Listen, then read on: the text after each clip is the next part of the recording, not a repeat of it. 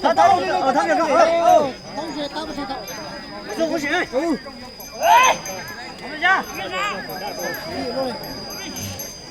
他烫几了一个？他烫几了？我什么时候？我去，哇！咱们家，你干啥子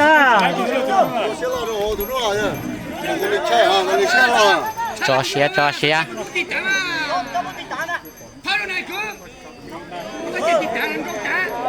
冲他，咱们都先老他们了。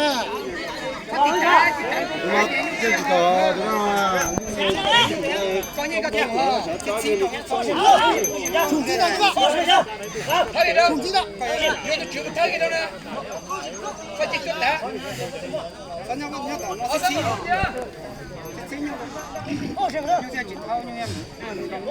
好呀，我是哎呀，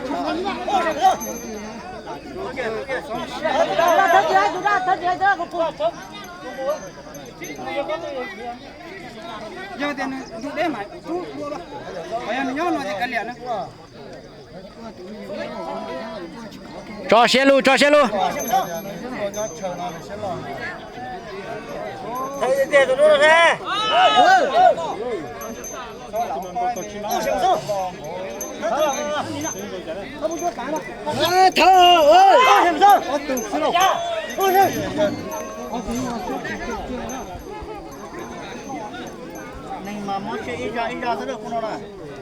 qua rong đu sai rồi đó có lời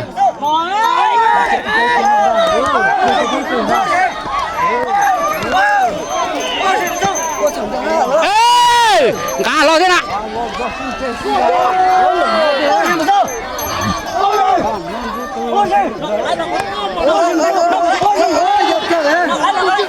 nó cái lấy thế này chúng ta tệ cho tới xe tụi đu lại đấy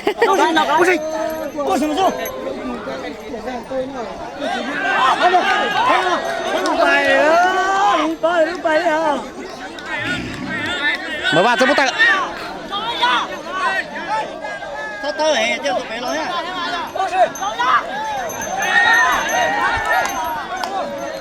Thôi đi ra mà. Mua luộc tu gì tu? Thôi luộc tu kìa. Ủa, tu bữa đã. Sao rồi? Có mình chưa kêu nó sẽ vẫn đôi. Ôi kêu nó luôn hả? tu bữa đã. ê Còn thế nào? Thế thôi, nó ra cũng không được. ê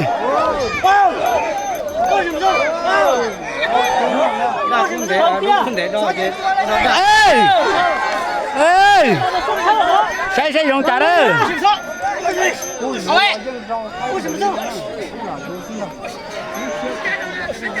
đu xe anh tệ đâu đu đầu xe lon tận xe cho xe nhà tao nó giờ đu trời xe lon mà nó ê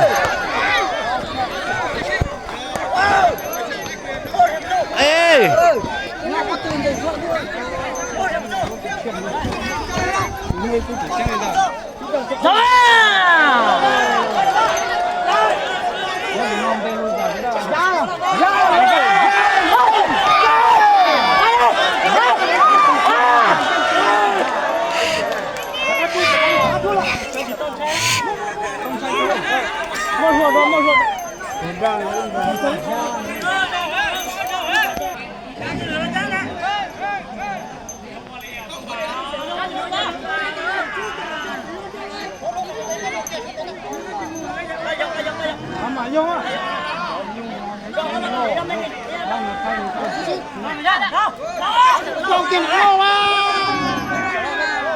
Không kiếm đâu.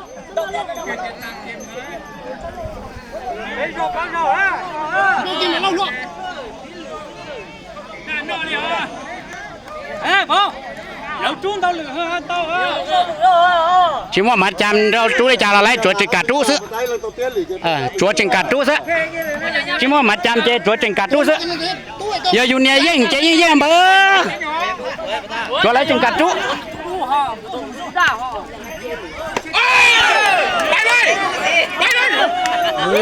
đổ bài tè đó rồi Đây là nè. giờ mua mặt trăm em nà là lấy mà giờ chỉ cả trái giờ trái xứ giờ chỉ cả trái giờ chua chả nó dù tôi dân mà chính sai đó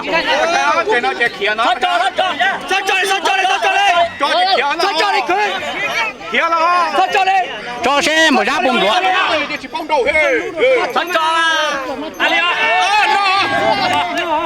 nó nói này họ